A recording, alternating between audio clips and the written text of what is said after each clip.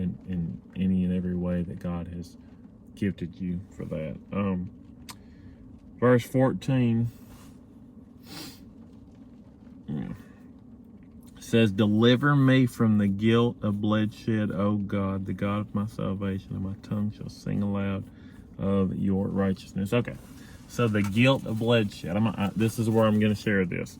2 Samuel 11:15 says, "And he wrote in the letter, saying, Set Uriah in the forefront of the hottest battle, and retreat from him, that he may be struck down and die." They put him on the front line, and then every single soldier retreated and left him, with him being the only one fighting against that entire army. And he was easily killed. He was easily struck down. And this was David's call. This is the other sin that David committed besides the adultery with Bathsheba. And he only did this because he had fallen for Bathsheba, and he wanted Uriah's wife for himself. And what does one of the commandments say? Thou shalt not covet thy neighbor's wife. He broke one of the commandments.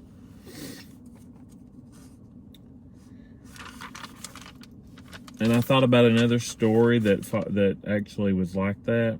Genesis 4:8. Then Abel came out, and Cain came against his brother and killed him. He came out in the field, and Cain came against his brother and killed him. That's what that story reminded me of. But he asked to be delivered from the guilt of bloodshed, the bloodshed that was shed from Uriah, from leaving Uriah to die. He called out for the God of his salvation. And he said, "My tongue shall sing aloud of your righteousness." We're the righteousness of God if we allow the Lord to lead us. Romans 8:4 says that the righteousness of the law might be fulfilled in us, who walk not after the flesh, but after the Spirit. If we walk after God's Spirit, then we are the righteousness of God through Christ.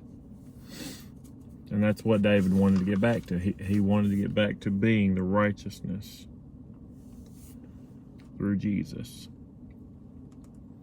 And he wanted to be delivered from the guilt that he felt from allowing Uriah to die, and for trying to take his wife as well.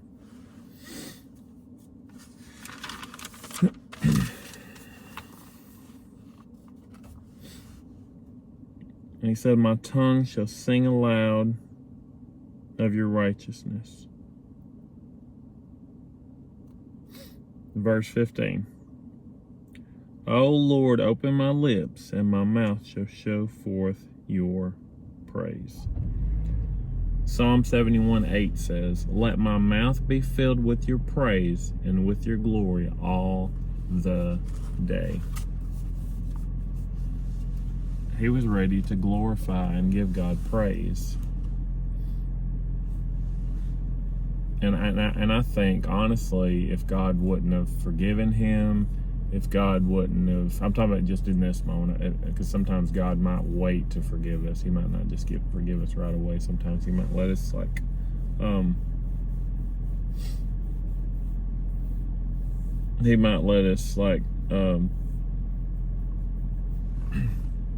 well, I keep wanting to say this, but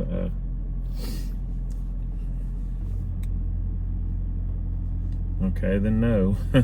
I was thinking that. I was thinking that's what the Spirit was saying, but no, the Lord kept catching my mouth. So, in other words, God was going to forgive him, but everything else that he's asked for, I believe that if God wouldn't have given him all those things, he would have still praised, because he was ready to praise God no matter what. He was ready to sing aloud his righteousness, and he was ready to open his lips, and his mouth shall show forth God's praise. And this too can be a lesson as well.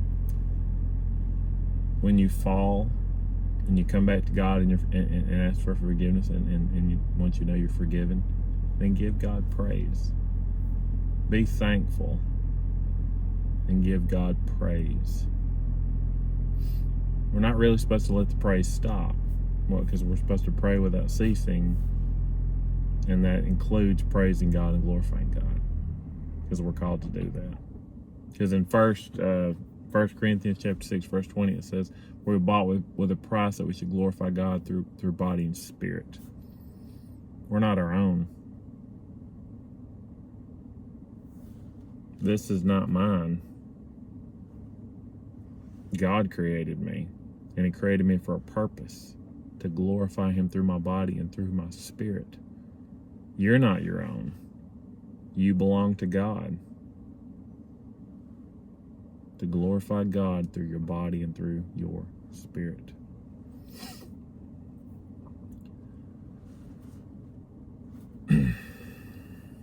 So, David asked to not be cast from the presence of God. He asked to not for God's Spirit to not go away from him. He has to be restored in his salvation. He asked to be upheld by His generous Spirit, by His strength. He then said that he would get back on mission. He would start proclaiming the gospel for all those who need to hear it, proclaiming the truth. He asked to be delivered from the guilt that he felt from sending Uriah out and then abandoning him so he'd be killed. He proclaimed to sing of the righteousness of God, and he proclaimed to basically praise God, that he would show forth His praise.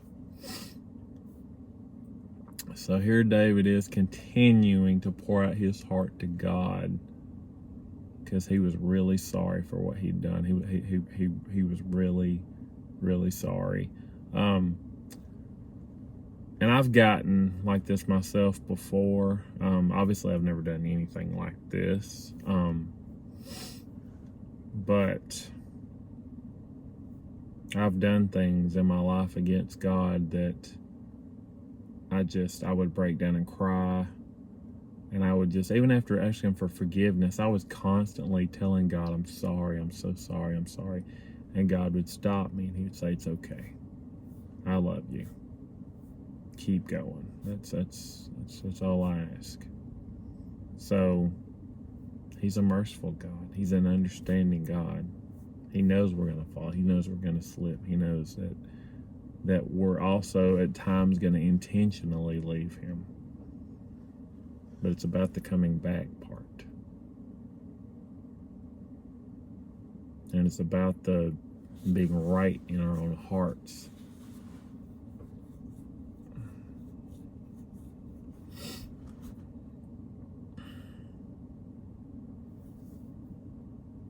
So always come back. Ask God for forgiveness, so that He can forgive you and continue on His plan, as Jeremiah 29:11 says. I know the plans I have for you, plans of peace and not of evil, to give you a hope and a future. He wants to continue you on in His plan, but He can't do that until you ask for forgiveness and come back to Him. And that's it's about not giving up, but it's also about coming back too. It's like I told you last time. Don't sulk in it. Don't fall down and just in defeat and just want to give up. Come back to God. You mess up, get up, brush yourself off, ask God for forgiveness, and come back to Him.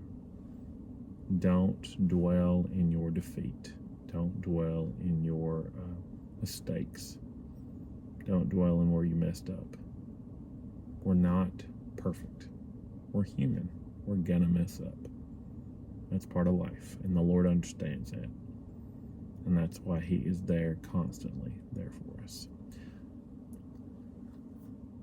If you don't know Jesus, And this is your opportunity.